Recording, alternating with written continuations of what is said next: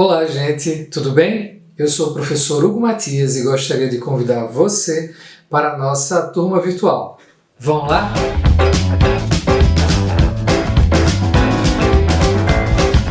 Olá, gente, tudo bem? Estamos aqui para mais uma aula. Agora nós vamos ver um pouco sobre como gerir e tentar resolver conflitos nas organizações de trabalho, ok? Vamos lá!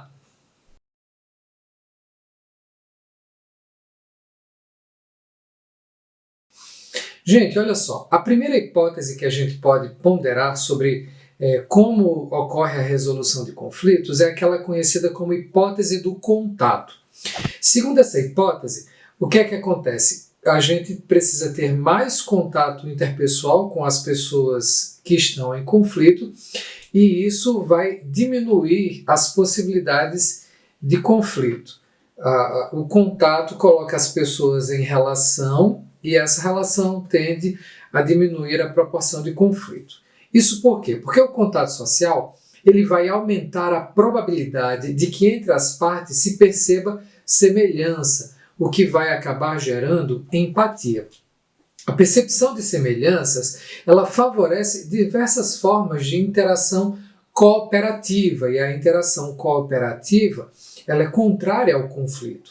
Então a gente supõe que o simples contato entre as pessoas, né, possa favorecer a diminuição dos conflitos. Na verdade, não é o simples contato, é o contato sob certas condições específicas. Por exemplo, é importante que esse contato se vê em condições em que os grupos conflitantes em contato estejam em paridade no que diz respeito ao seu próprio estatuto, igualdade de poder, prestígio, recursos. Sob essas condições, o contato tende a favorecer a redução de conflitos.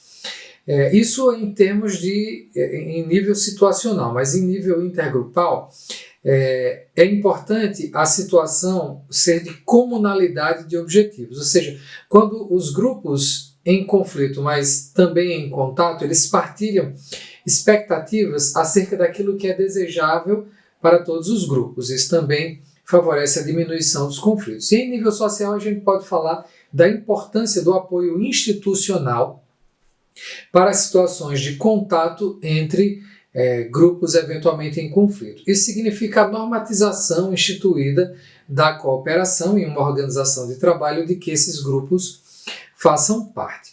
Existem algumas outras abordagens para a gestão do conflito, né? Existe, por exemplo, a abordagem estrutural da gestão do conflito. Isso significa que, por exemplo, um gestor vai intervir sobre as condições que antecedem o conflito, aquilo que pode eventualmente levar ao conflito. Uma outra abordagem é a abordagem do processo, quando a intervenção ocorre com o conflito já deflagrado, né, durante o processo de conflito, com o objetivo de sua mitigação.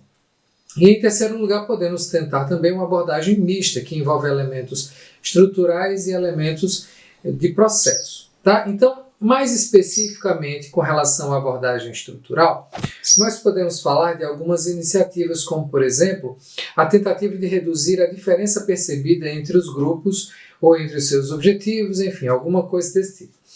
Você pode, por exemplo, tentar fazer um reagrupamento, né, uma redistribuição das pessoas nos grupos de maneira a diminuir a percepção de diferença entre grupos que são homogêneos e conflitam, a gente torna os grupos mais heterogêneos. Ou, por exemplo, a simples postulação de um objetivo comum para os dois grupos, isso costuma reduzir a possibilidade de instalação de um conflito.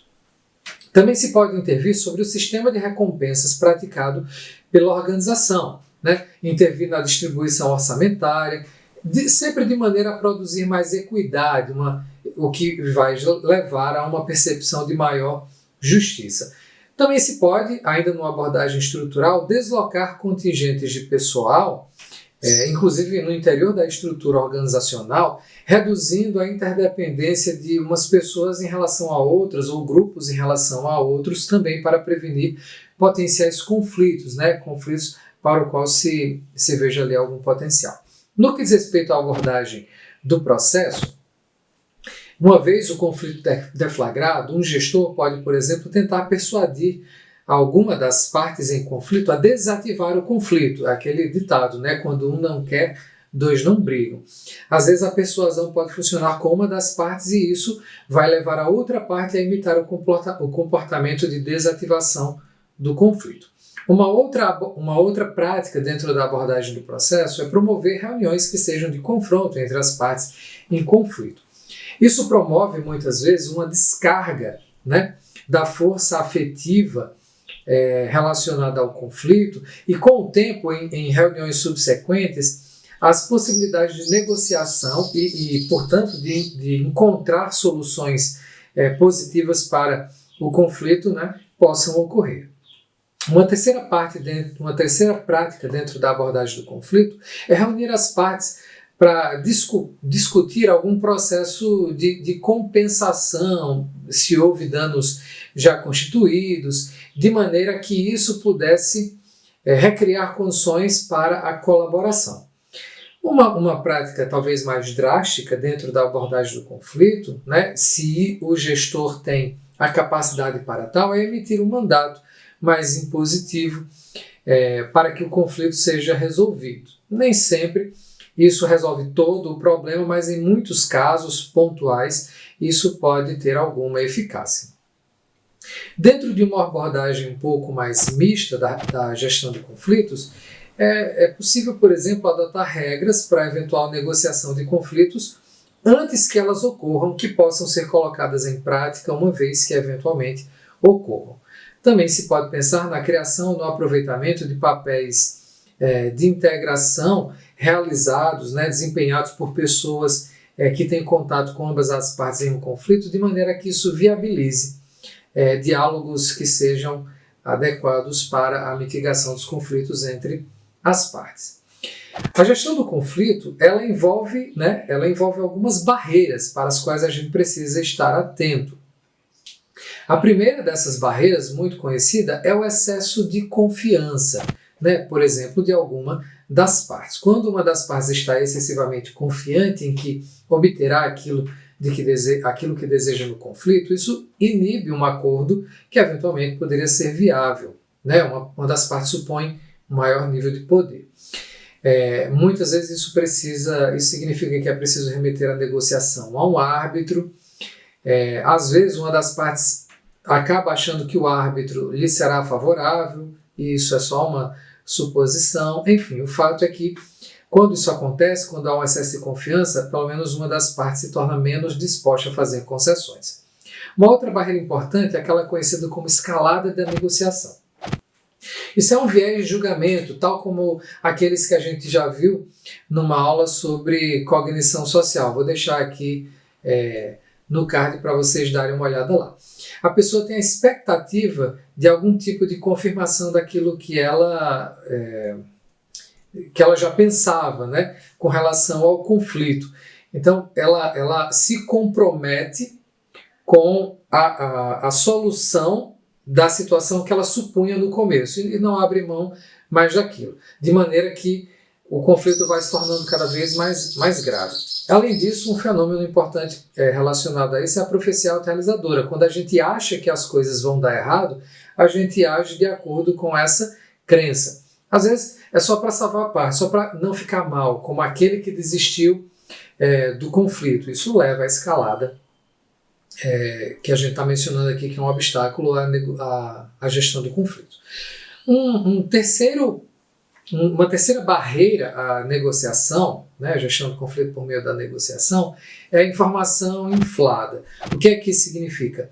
Quando os negociadores, né, que representam partes em um conflito, eles podem estar influenciados por informação secundária, que muitas vezes pode não condizer com a verdade e pode ser prejudicial para a negociação no conflito. A gestão do conflito, eventualmente, ela pode envolver algumas figuras específicas que a gente pode chamar de operadores da negociação, né? Uma terceira pessoa que intervém. Nesse caso pode ser um árbitro, a gente já mencionou. É importante que ele seja capaz de um julgamento imparcial, porque o julgamento dele será imperativo. Uma vez constituído um árbitro, ele dará, né, uma sentença para a situação que precisará ser cumprida. É claro que a escolha do árbitro tem que ser aceita, acatada por todos, né? E ele precisa agir com rapidez, agilidade, às vezes economia afetiva e principalmente perícia. Uma outra figura é a do mediador.